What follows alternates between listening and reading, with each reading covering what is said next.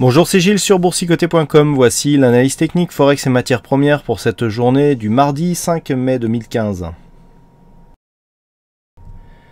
Et sur la paire de devises euro-dollar, donc nous avons toujours ici ce biais haussier avec une petite phase donc de consolidation qui a été plus ou moins attendue. On avait parlé ici.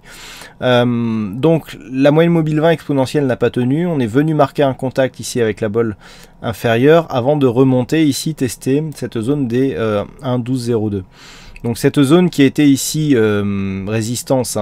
support sur cette phase est en train de se transformer en résistance, c'est relativement visible ici sur cette phase.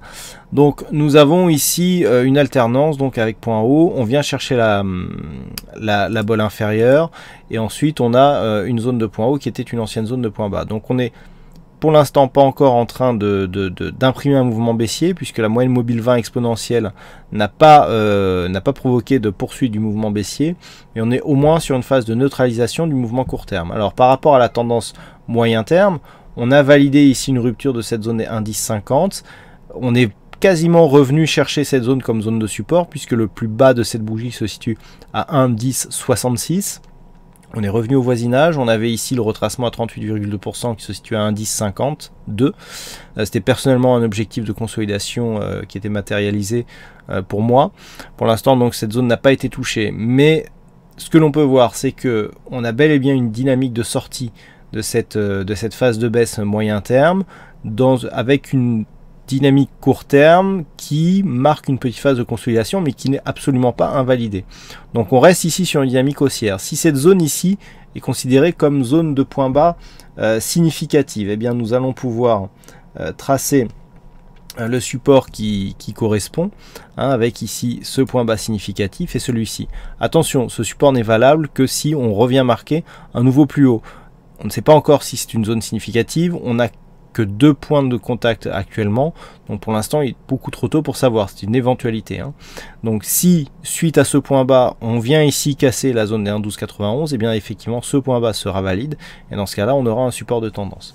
Pour l'instant on reste ici sur une dynamique haussière court terme, donc qui valide, je dirais, une sortie de dynamique baissière moyen terme.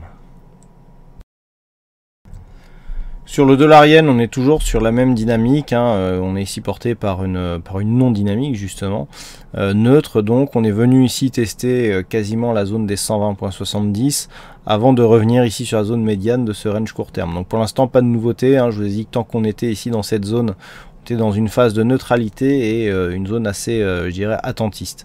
Donc on revient ici valider la zone, les indicateurs valident plutôt une poursuite du mouvement baissier, donc qui se traduirait ici par une rupture de cette zone des 119,77 avec un objectif peut-être ici sur cette zone de support des 118,57.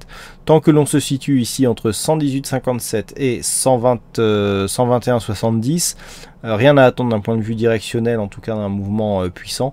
Il faut absolument que l'on sorte ici de cette zone de range pour avoir un directionnel un peu plus marqué.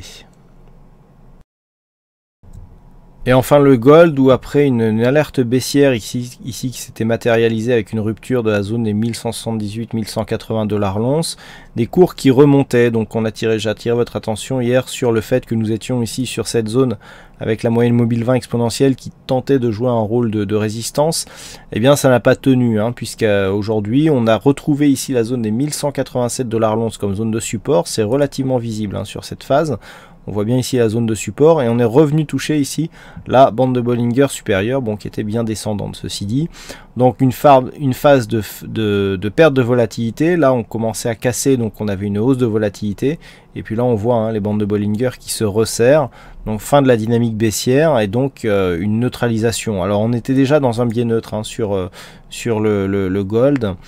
On a une petite attaque ici, mais du fait de l'invalidation que nous avons connue aujourd'hui, eh bien cette sortie baissière est invalidée et donc on reste ici dans un biais neutre. À moins que les cours ici viennent valider une seconde fois la sortie, il aurait été préférable de rester ici sous la moyenne mobile 20 exponentielle pour avoir un mouvement plus puissant. Mais si on a une deuxième attaque, on pourra dire effectivement que ce support ici est fragilisé et que ça peut continuer à descendre. Mais au moment où je vous parle, on est venu tester ici les 1200 $ l'once, mais on se retrouve ici dans une zone de range. Donc tant que nous nous situons entre 1180 et 1208 $ l'once, il n'y a rien Il n'y a rien non plus à attendre d'un point de vue pur directionnel sur le gold actuellement.